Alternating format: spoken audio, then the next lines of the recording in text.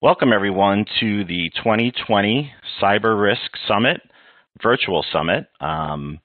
Things were normal, we'd all be in Philadelphia right now, but in this extraordinary time, we have us meeting virtually. We have close to 300 participants on this call right now, and the number is rising. I am John Coletti from AXA XL, and I want to welcome everyone to the virtual Cyber Risk Summit. There'll be a series of events over the next couple of days that I'll be speaking to cyber risk and cyber insurance. I think most of us are familiar with the topic, and we are very excited to see the potential of this platform. Having experienced a couple of sessions already, I will say that I think everyone will be very excited about the content over the next couple of days, which will be running through September and available to anyone to access in the next couple of months.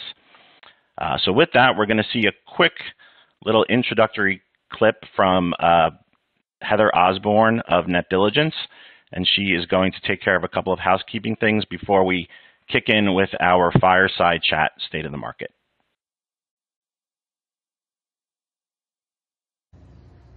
Hello, everyone. Welcome to Net Diligence Virtual Cyber Risk Summit. My name is Heather Osborne, and I'm the Director of Global Events and Programming at Net Diligence, a cyber risk assessment and data breach services company. Net Diligence is pleased to bring our thought-leading content to the virtual space with this new webinar series. Visit our website at www.netdiligence.com to get more information about our upcoming webinars and in-person events. Before we begin, I'd like to extend our heartfelt gratitude to our virtual Cyber Risk Summit sponsors, particularly Aspen Insurance, our diamond sponsor. I'd also like to thank our 100+ speakers for bringing their thought leadership to our program. For today's webinar, we will be using the On24 platform.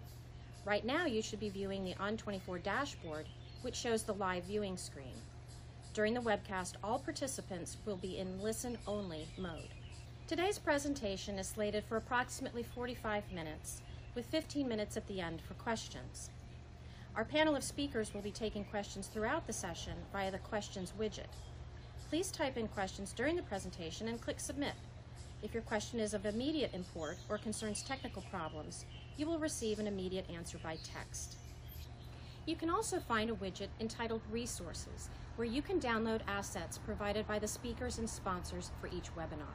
Just click the resource in the box and it will be automatically downloaded. If you are interested in receiving CLE or CE accreditation for this program, you must stay on for the full duration of the webinar and answer 3 polling questions that will appear during the course of the program. Additionally, please fill out the participant information questions. This will ensure that you are correctly matched to the state and professional organization. As a reminder, this webcast is being recorded. After the presentation, you will receive an archive link for further review or for sharing. The webinar will also be available for future viewing on our website. Again, thank you for joining the Net Diligence Virtual Cyber Risk Summit. We hope you enjoy the program.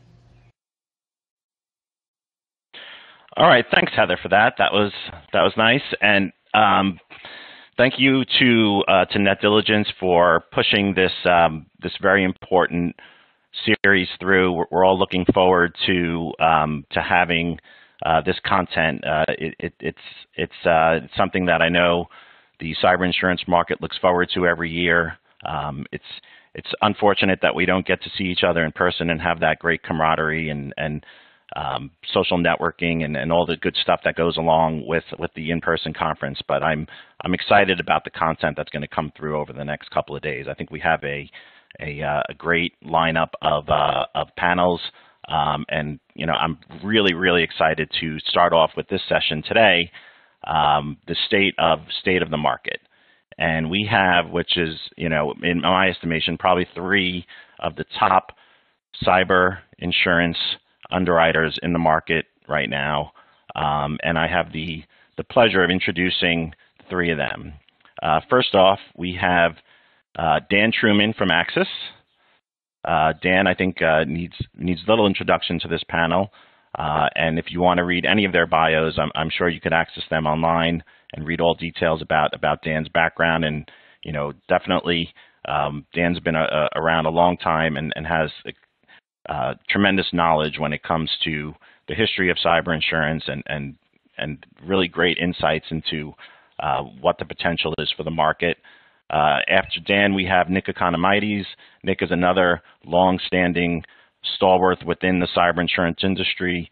One of the pioneers, has been around a tremendous amount of time and has great knowledge when it comes to the market. And then last but certainly not least, Shannon Groeber of CFC Underwriting USA, new to CFC, and Shannon has a tremendous amount of experience going back to her days as an underwriter at Gulf and CNA, and made her road through the brokerage world, and now is coming back to the underwriting world, right, where she hopefully belongs, and I think she'll make a great impact in her market and in CFC in USA. So with that, we are going to get to the discussion here, and again, this is the state of the market, right? So this is going to be just a discussion with the panelists here,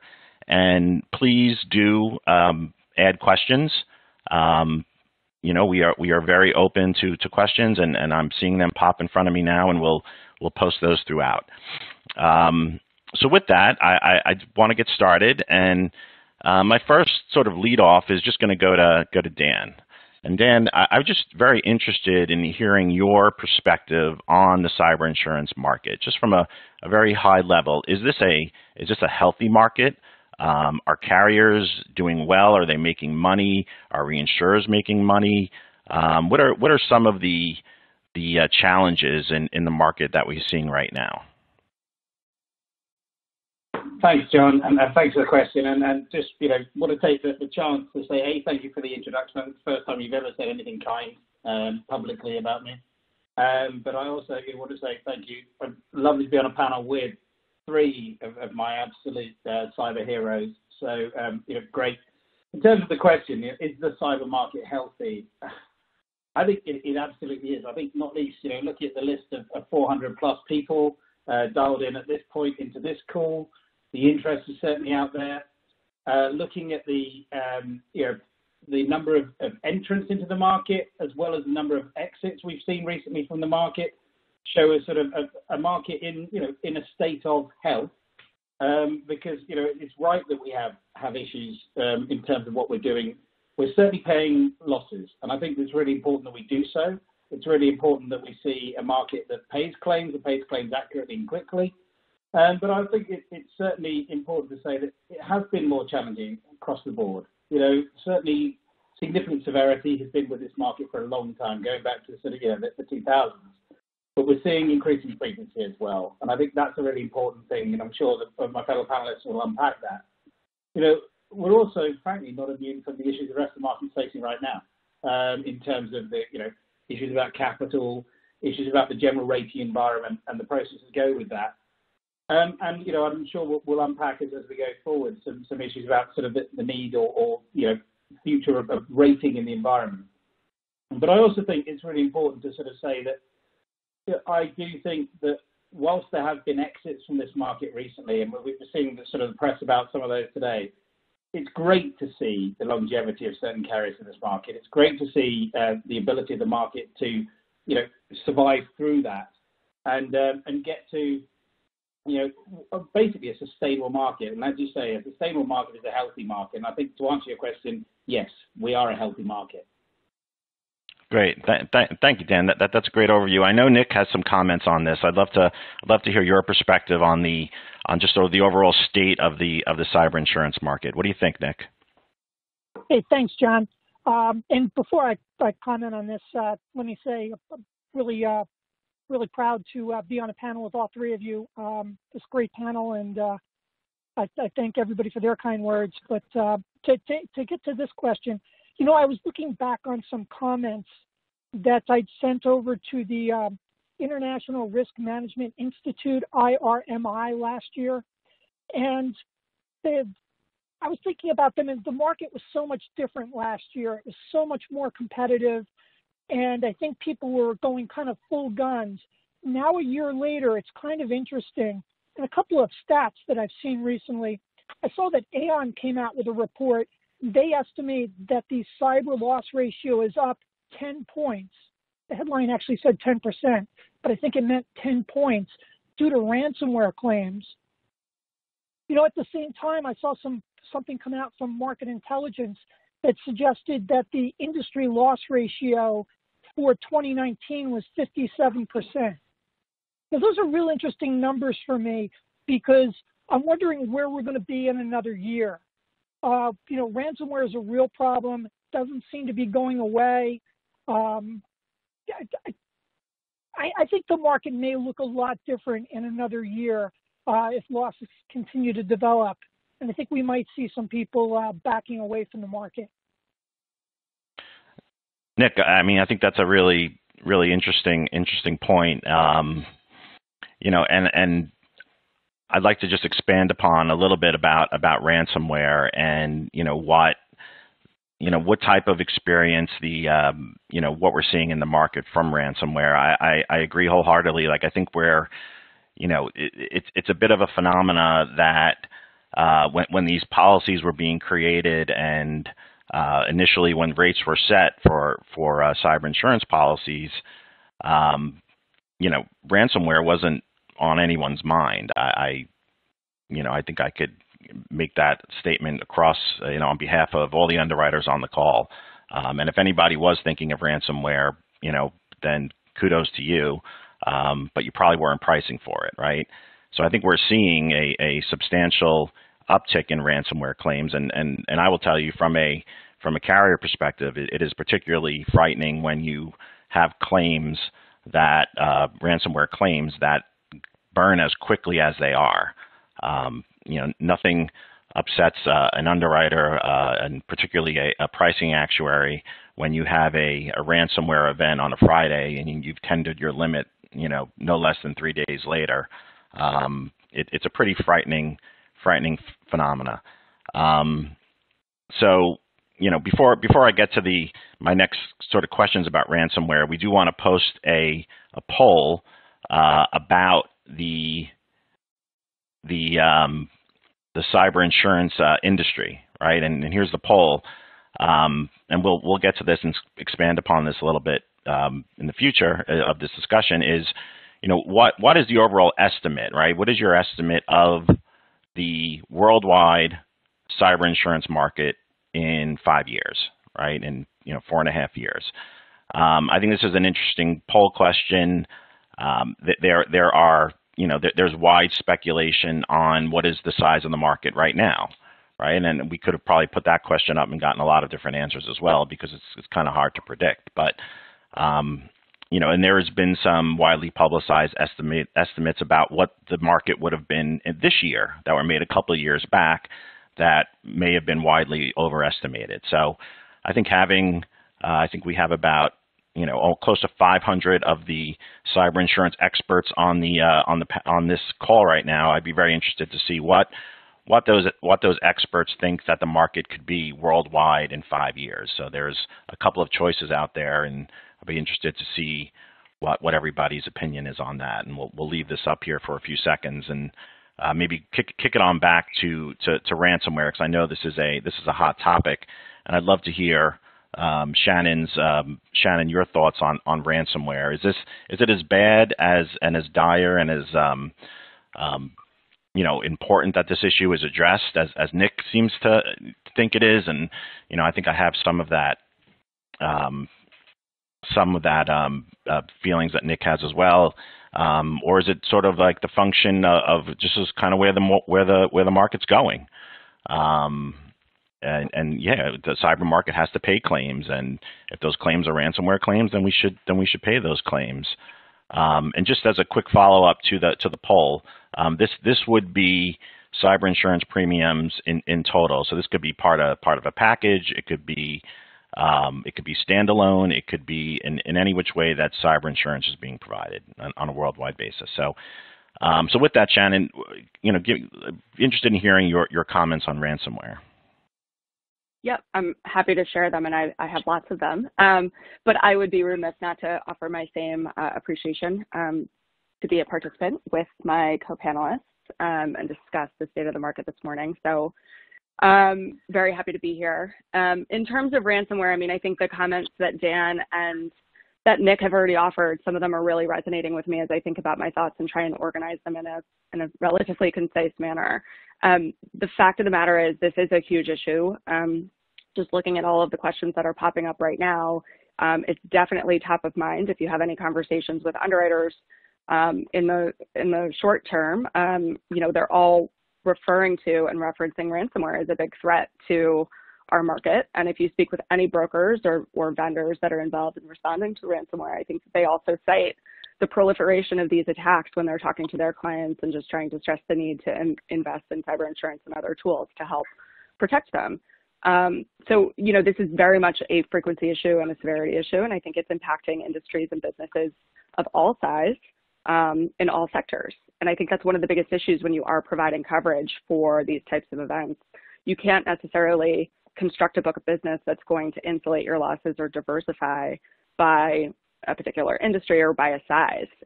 You can't necessarily construct a book with loss leaders and then more profitable industries to help sustain those losses. But I'll echo Dan's comment. It's very, very important that we continue paying claims in this area. We are going to continue to see the impact of this. And if we do intend for cyber insurance to be a sustainable market and to be a mainstream product, like I'm seeing some of these questions pop up, our business is in paying claims. And so we have to do so in a way that makes sense for our insureds. And that means helping them through these events, but also constructing a book of business that will sustain these types of losses. And so we aren't going to see market entrants and, you know, exits just as quickly as we're seeing right now. So we have to be able to get a lot of additional data to support the rates that we're asking for in a way that insureds really understand the value of this product beyond just the words on the contract, but also with the additional services that are involved. I think that one statistic that Nick just mentioned is really interesting and intriguing because we're still putting the lens of overall losses through the insurance market. So what is actually being reported through insurance carriers versus the losses broadly outside of any available insurance product.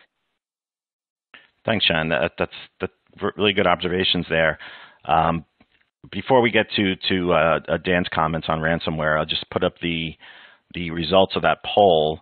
And it seems that almost half of you feel that the market in 5 years will be between 20 to 50 billion. The second is 10 to 20, and I'm hopeful that 5 to 10 is in the minority because that seems to be what the least of you think that it's going to be. So it is an interesting observation that close to 60% feel that the market will be over 20 billion in 5 years. So I think that bodes well for all of our job security out there, right? If this market continues to grow. But Dan, can the market continue to grow, and can carriers continue to prosper if we don't deal with ransomware in maybe in a more intelligent and forceful manner than the way it's being provided right now? What do you think? I think that's a brilliant question and a brilliant way of framing it, to be honest, John. I think, and Shannon, equally hit the nail on the head in the fact that we need a holistic approach to this. This isn't just about, should we be paying these claims or should there be challenges. This is about actually how do we ensure that we're offering value as a market. This is a clear area where our clients are expecting us to offer value.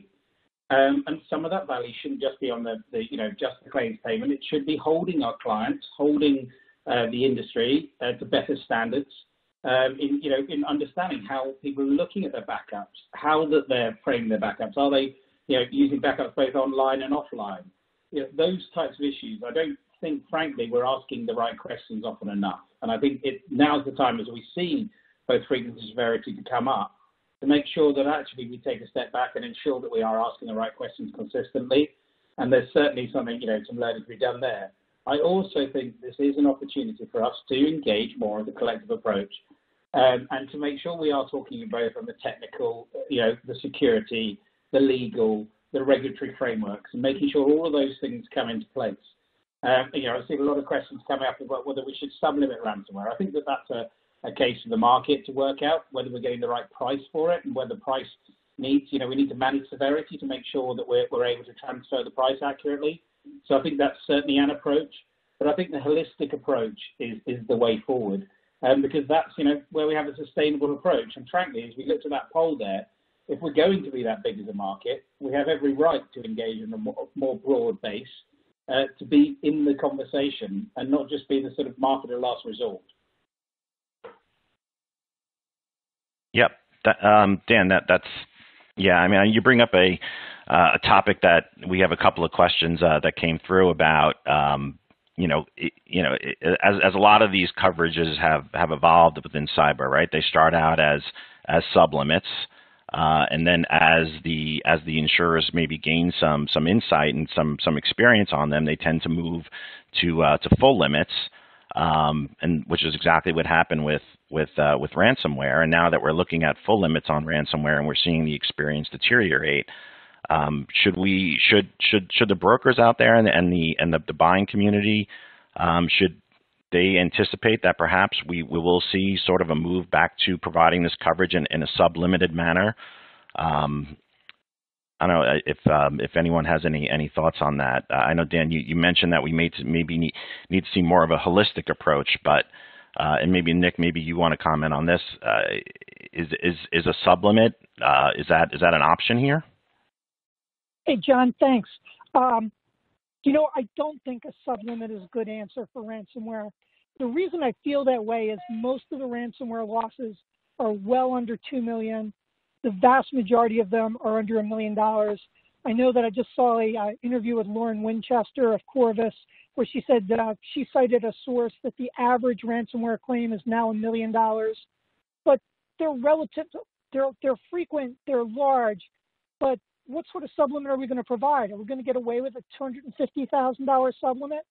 I don't think so. I think the market's going to demand at least $1 million sublimit, in which case we're largely kind of paying the claims already. I think Dan hit the nail on the head, though, talking about a holistic approach. I think we really need to help our customers and our insureds implement better risk controls by using our loss data to help them see what we're seeing and what controls are really effective. And, I'm thinking here about the municipalities market, which has been a really difficult market because they've been hit with a lot of ransomware claims. The premiums were relatively inexpensive to begin with. The market's in a lot of turbulence.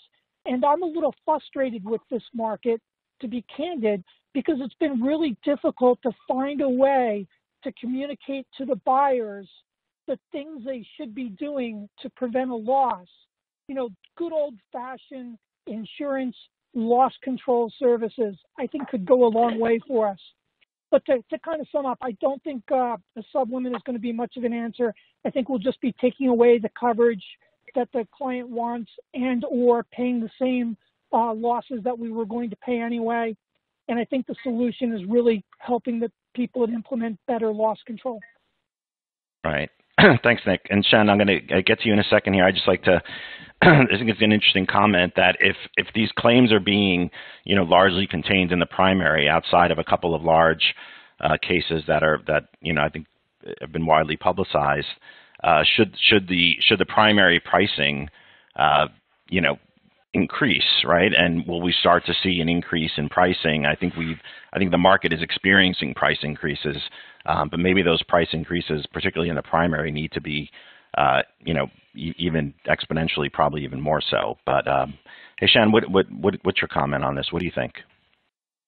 Yeah, I mean, just in terms of any sort of rebounding in pricing, I think this message has been amplified from carriers that are participating in all segments of the market, so not just those layered programs, where I would challenge the assumption that these losses are being contained, specifically within the primary. I think we've all seen a lot of examples in which a very good case study can actually result in millions of dollars of losses. But certainly in the smaller segment where we are seeing single layer programs, I think the rates aren't necessarily supporting the activity.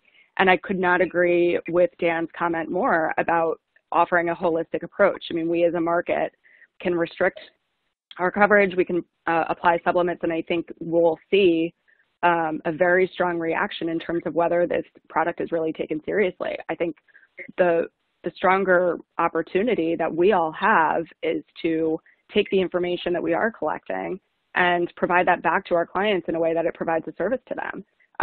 It's such a concerning message to me that we are moving towards an underwriting process in which we're asking far less questions. We are not being able to collect the information that we need from insureds. We're watching these claims come in, and when we start to analyze how it happened, we're sitting in a situation saying, my gosh, you should have done something differently. Well, how can they know that? And how can we hold them to that standard if we're not engaging in a way where we're providing relevant feedback and information versus just judgment? And so I really hope we're not moving towards a place where we have to sublimate these exposures and these losses because the losses become unsustainable. But with the right information and with the right tools, I think we can create a dynamic where we're not competing to the bottom in terms of premium, but can also provide really valuable service to our insureds. Yeah, and I think this is I think you're all kind of saying the same thing, right? Let's provide the coverage, but let's do it maybe in a manner, right, where maybe the questions are a little more targeted, and the underwriting is a little more specific about what we're actually looking for and what we're underwriting. Dan, one of the questions that was raised in the Q&A has to do with your comments about a holistic approach. What do you mean by that? What do you mean by a holistic approach? Can you maybe give some specifics on what that holistic approach entails? Yeah, I think it's a fair question. I think it means many things to many people. It's a challenge, but I think fundamentally what it means is we can't just use one of the tools available to us. There are many tools available to manage this particular issue, as much as there are tools available to manage any emerging risk challenge we're seeing. So one of the core questions, and sort of to follow up from what Shannon's saying on this basis and answer both these questions at once, is that fundamentally I think it's not just about the sort of asking more questions often, it's asking the right questions. And I think so often, because actually, we if we ask the same questions every time and we're not being dynamic about the question we're answering, we've lost that approach. And I'm saying in being holistic, we've got to be dynamic about the questions we answer. Ask different and better questions about, what are people doing about remote desktop security? What people are doing about their backups? What people are doing about how often they're backing up. We're not actually answering them doing anything with that information as a market often enough, and I think that's a challenge. I also think then we need to engage more on the security vendor landscape and have more proactive engagement there. And frankly, we also need to make sure that we're paying the claims more effectively, and we're following up and making sure that things are more secure, alongside the whole value chain. And then I think really importantly, that's been alluded to a number, and you, John, mentioned this. Frankly, I don't think this insurance class is ever going to be cheaper than it is today if we're seeing both more frequency and more severity, and we have to address this through rates. And that's more selective. The better insured get paid better rates, whether that's on the primary or the excess basis. I don't necessarily think that's the only key. I think it's just basically we've got to differentiate our pricing better. And the delta between good insureds who are doing the right things and behaving in the way that we as a market expect them to, and insureds that aren't doing the right securities needs to be greater. And at the moment, that delta is minimal. Right. And we're frankly pricing on limit as opposed to security capability. I agree with that, Dan. I'd like to maybe put this question out to all three of the panelists. And I think this goes towards that approach, right? I think the underwriters, right, in the cyber insurance market has been widely available, has been promoting services, risk management services, all types of services in conjunction with their products for a number of years now, and the uptick on that service and the penetration on those services has been fairly low, right? So how do we shift the thinking, right, and sort of that dynamic that the services are maybe more of a requirement and a condition to coverage and a necessity of coverage, right, and less of a option of coverage, right? what I'm hearing from from you three is, hey, we need to be more forceful. We need to be more impactful questions, and we need to be enforcing the compliance with those questions. Like, how do we change that paradigm? Because right now it seems to be, if one market is asking or requiring conditions for coverage, and there's going to be another market out there that is just willing to provide the coverage. So how do we provide that incentive to promote the use of these services and require the conditions of coverage that if we find a vulnerability, you need to fix it? Is that something that's possible even? And if anybody wants to take that, Shannon. Yeah, Maybe. I mean, I have a lot of thoughts about this, and I get a little bit uneasy when I hear the concept of creating conditions on the use of third-party service providers or value adds that are going into the insurance product. And for those of us that were around 10 or 12 years ago, we can remember when this was actually pushed out, when there were conditional requirements to actually change policies and protocols in order to get a claim covered if they ultimately had one. And I think that's just a very dangerous, slippery slope to re-enter, and I don't necessarily seeing it widely adopted if we're just looking at the competitive dynamic that's available in the market right now. I mean, we just have so many markets that are willing to provide coverage without many of these conditions, or with rates that would be required to create a sustainable market. So I just don't see it being widely adopted. I think the value here is looking at the insurance that carriers are providing to their insureds, with the additional value add is really the focus versus the actual insurance. And it sounds a bit counterintuitive because we've built our market on providing insurance coverage, but all of these additional services really need to be explained and presented to an insured in a way where they can see the value of embedding it into their own, daily activity, and not necessarily as something that is plastered onto a marketing sheet and then just gets ignored. And I think the push is to make sure that the insureds recognize how valuable that would be overall versus just relying on an insurance policy when something bad happens.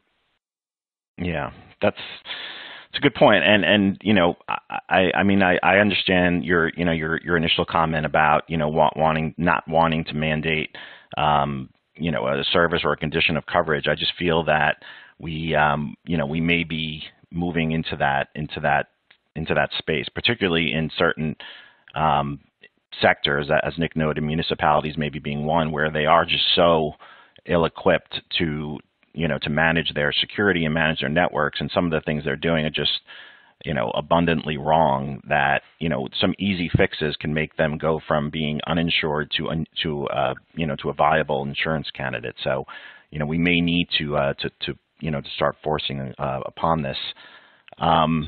I would like to I do want to stay on the ransomware topic because I think it's going really well. I do want to push and move into a little bit of a different space within the topic, and I'm not sure if there's any questions about this. I'm surprised that there haven't been, but there's been some recent discussion about, and there was an op-ed in one of the insurance tabloids, I think maybe even yesterday or a couple of days ago, and there's been some articles about that the insurance community is actually promoting some bad behavior by paying these ransoms.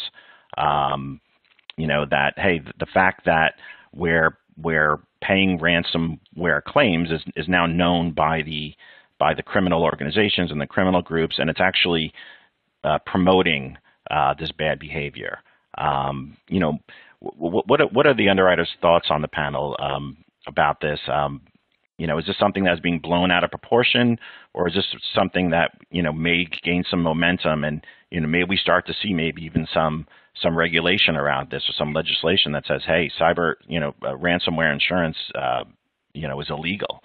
I'd be interested in hearing the panelists' thoughts on that. If anybody's wants to maybe take that one, Nick, what are your thoughts on that? Yeah, John. My thought there is that there's a little truth to it, but there's also a little unfairness to it. By and large, I think the availability of insurance may be inflating the cost of ransomware, but I don't think it would make the problem go away if the insurance wasn't available. if anything, the bad actors might just be looking for smaller amounts based on what companies can afford to pay.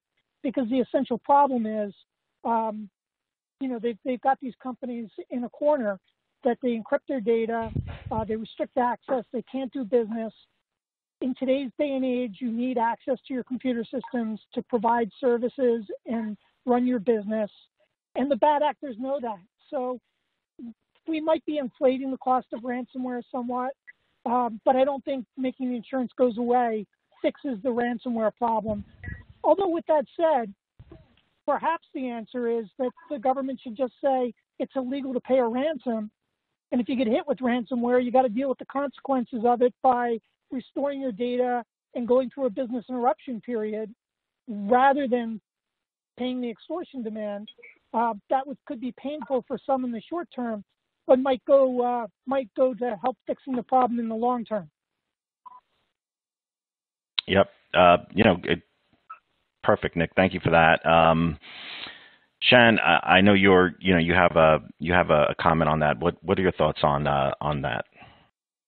Yeah, I sure do. I mean, I think it's unfortunate that nobody can see my facial reaction to that comment. I think it's just such a narrow view of what cyber insurance is doing in response to these claims.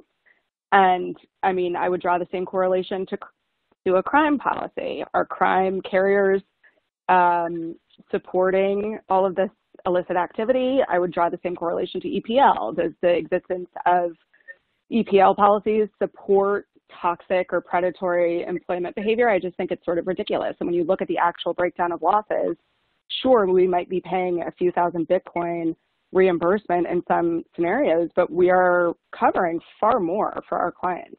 And to respond to that with a knee-jerk reaction because it might be getting some bad publicity or press, I think is to ignore all of the value that carriers are providing to their insureds when they're faced with this very real threat. Okay. Dan, I want to hear your comments on this, but a little before we you get to grace the audience with your knowledge, I do want to go to the next poll question because we got to get these in. And the next poll question may be a bit of a since we've been talking about ransomware, the first answer is ransomware, but I'm curious to see what the audience feels about this. Next poll question is what is the largest threat facing the cyber insurance market? We've spent about 30 minutes talking about ransomware, so if you feel that it is ransomware, please click on that one. Aggregation is something that we haven't spoken about yet, but clearly there's a tremendous exposure to cloud providers and dependent business interruption coverage, and aggregation is a big issue. Lack of capacity could be a big issue, right? As we move to moving from the non-affirmative BI to affirmative coverage, and a lot of this transition from non-affirmative to affirmative. Does the market have the capacity to deal with that movement?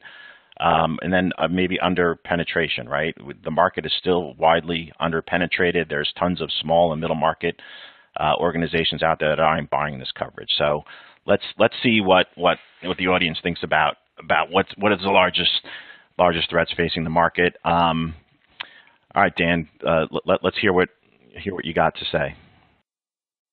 Yeah, I think the ransomware issue is really interesting. I think, the market fundamentally has a bit of a PR problem here. For those of us, and all of us on this panel in particular, we spent time as voices in the wilderness in this market in particular, where it was, it was claimed that we weren't paying claims, that we weren't offering any coverage that anyone wanted, that we were out there, that the market was not as relevant as it thought itself to be. And now we're in a situation where we're actually paying claims. To actually then blame the market for causing those claims itself is at best ludicrous. And at best worse misses the point of what a market is here for. Insurers are taking risks. Those risks in general are fortuitous. And when an event happens, and we've offered that coverage, we need to be paying the claim. I think there are many things we can do to manage that. I think there are many things we can do to look at that. But I do think this is a fundamental PR problem we have as a market. If you buy an antivirus software, you don't put it in place properly, and you have an event, You don't go and blame the antivirus software, in the same way. And whereas if you go, you buy cyber insurance, you have an event, and we pay the claim, then we should be deemed to be a part of the positive elements of that, not part of the negative elements of that. And I think we have a right and a role to continue paying the right claims at the right time. Right. Good point. Let's see what the audience thinks. Well, okay, ransomware, 45%, 40, almost 42%. I think aggregation is the number one issue. We seem to have enough capacity, and it seems that almost a little under 10% feel that the market is being underpenetrated is the number one issue. So,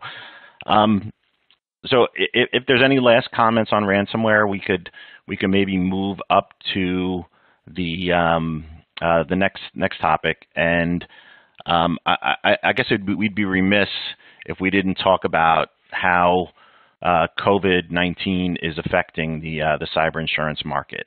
I'd love to hear the panelists' thoughts on what is the impact of COVID-19?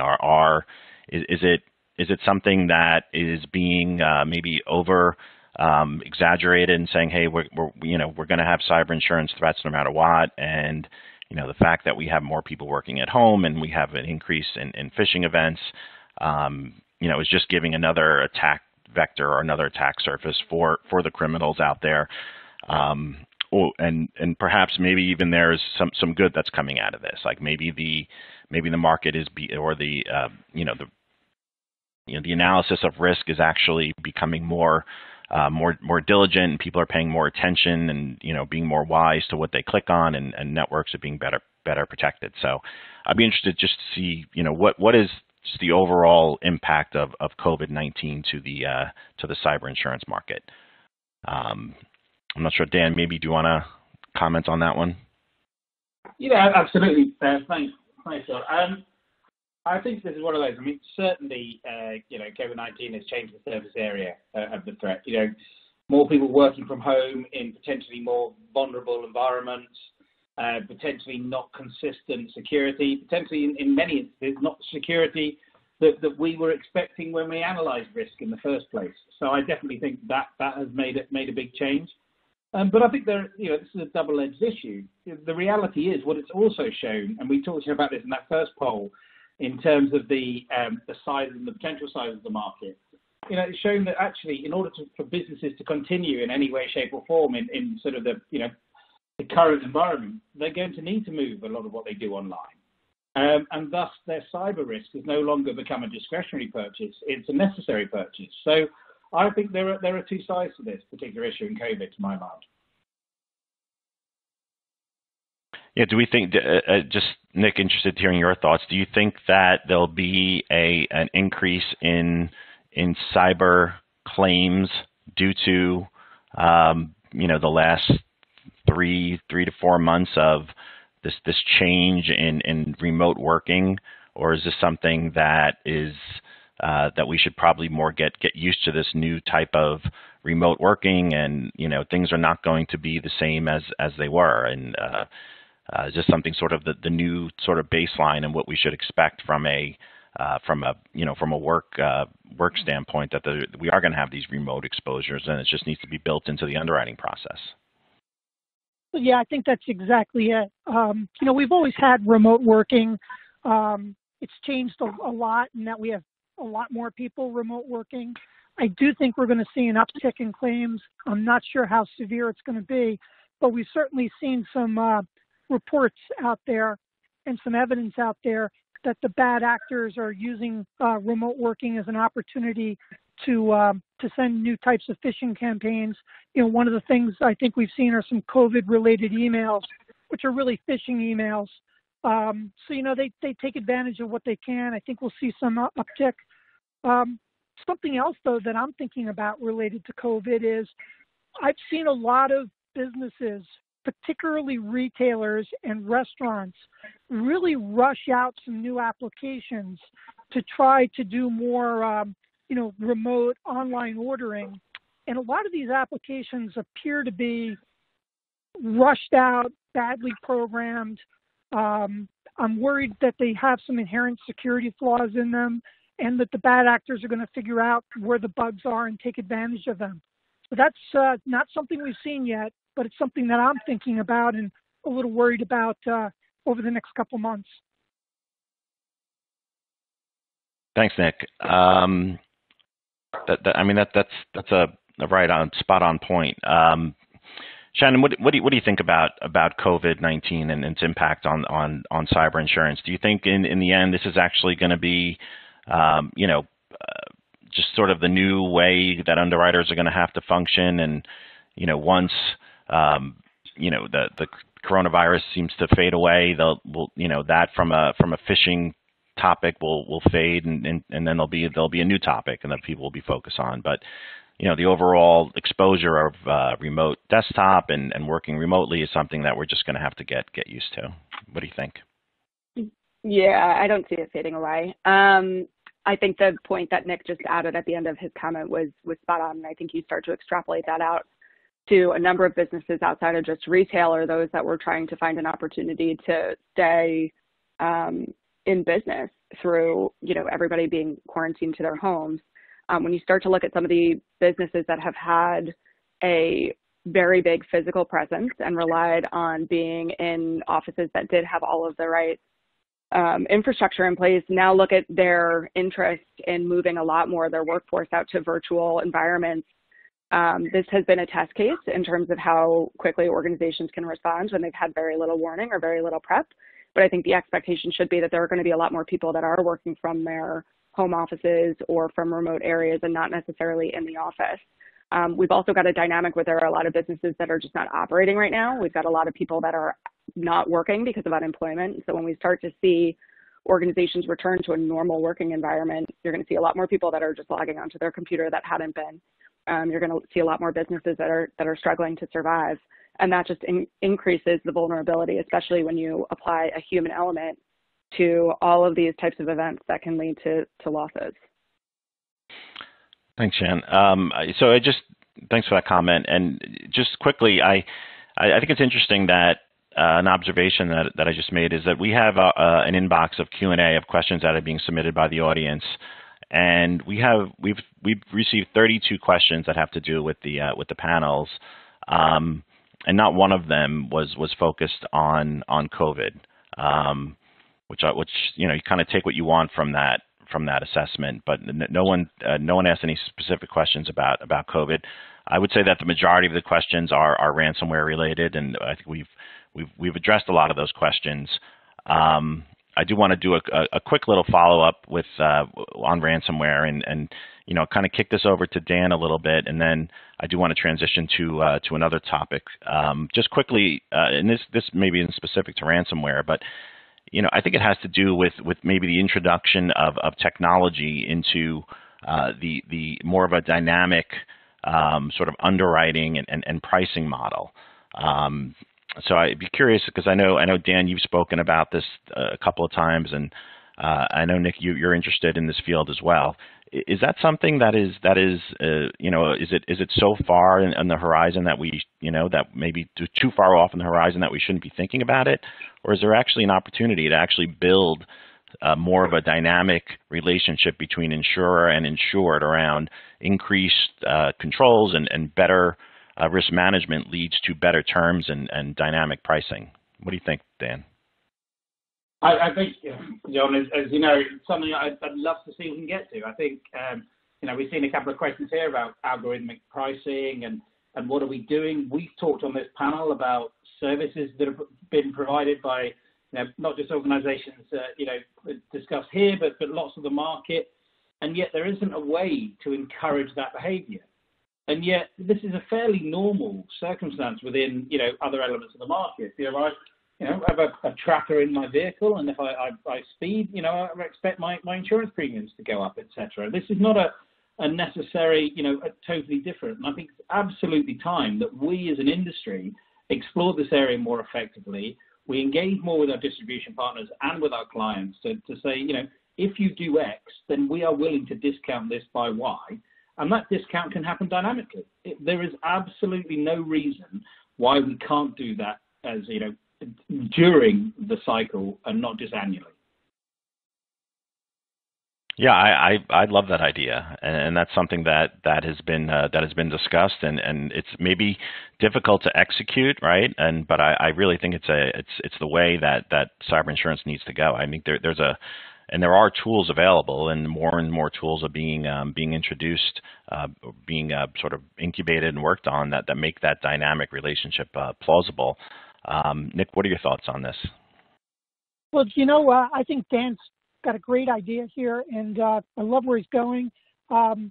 It's actually something that we're trying to do and been trying to implement. Just to give you an example, in the small lawyer space, we've been trying to offer dual quotes, one set of quotes, kind of as a come-as-you-are basis, and a second set of quotes based on them implementing some additional risk controls that we think are particularly effective for those small businesses, which I think is a really small case in point of the larger, more complex dynamic pricing that Dan's articulating. Thanks, Nick. So we have about nine minutes left in the presentation here. I do want to post the last poll question now, so I don't forget to do that. The last poll question has to do with rates, right? Cyber insurance rates. Definitely an issue that has come up in this discussion, right? I think we noted that ransomware is having an impact on rates, and I don't think we got to a specific number about how much of an impact it's having, but I'd be very interested in hearing from the cyber insurance experts. We have about 510 of you on this call here, so a pretty good sample size, an input onto what do we think rates are going to be for the second half of this year, right? And we'll start out at no one thinks it's going to be -5, but for the few brokers out there that are wishing for -5, you could maybe click on that box. But for everyone else out there, somewhere between 0 to 5, which is kind of where things are now, and if it's anything along the lines of what our panelists are discussing, could it be more in the 5 to 10, 10 to 20, or maybe even over 20, right? So very interested in, and this was a question that I've been looking forward to hearing what the audience has to say on what do we expect on rates for the second half of the year. I do want to just do a quick little plug for a panel tomorrow at 10 a.m. We have a panel on the evolution of ransomware claims. You don't want to miss that. They're going to speak in more detail about the trends and the frequency and the costs of ransomware claims, and we'll probably get into the impact of COVID-19 and what that is having on ransomware claims. So don't miss that session. And certainly there's a session that's going to end as soon as that's going to begin as soon as this one ends. And that's not one that you're going to want to miss as well. That's the claims and losses session. This is the Mark Reisinger, where he's going to give his overview of claims and the findings of his 2020 net diligence claim study. So don't want to miss that. And we'll end this one, give you a couple of minutes to log on to that session as well. So you don't want to miss that one. In the last couple of minutes, I'd love to just get some thoughts on a couple of topics, and we'll kind of like speed through these last couple of ones. Nick, this is one that I know that you had an interest in some comments on, and there's been a couple of questions about InsurTech and the impact of InsurTech on cyber insurance. There's a number of MGAs that are active in this market. They seem to be more focused in the SME segment, although we are seeing some of them move into the middle market and even some of the large account space. What is the impact of these MGAs and these InsurTechs in the cyber insurance world? Well, the short answer, John, real quick, is that they're providing a lot more capacity in the market, and they're making the market more competitive. Yeah, I mean that's certainly true, right? Capacity is going going to introduce pricing and potentially even bring pricing bring pricing down. Do we think though that their platforms are overall is it a better way of providing cyber insurance? Are they doing something that is that is unique, and are they providing a value that the traditional insurance carriers are maybe missing? Like what do you think their value is? Well, I would certainly say, now this is going to be a little controversial because it's my opinion. I would certainly say that they're doing a great job with the sales, the marketing, the quotation process, the policy issuance.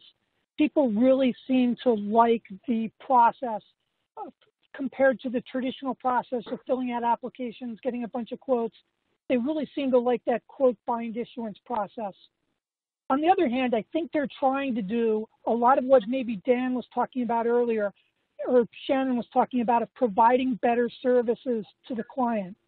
And I think that's been kind of a mixed bag so far. There have been some successes. Perhaps some things haven't worked out as well as they'd hoped. But they are trying to deliver better service in terms of helping people understand where their risk is and manage it better.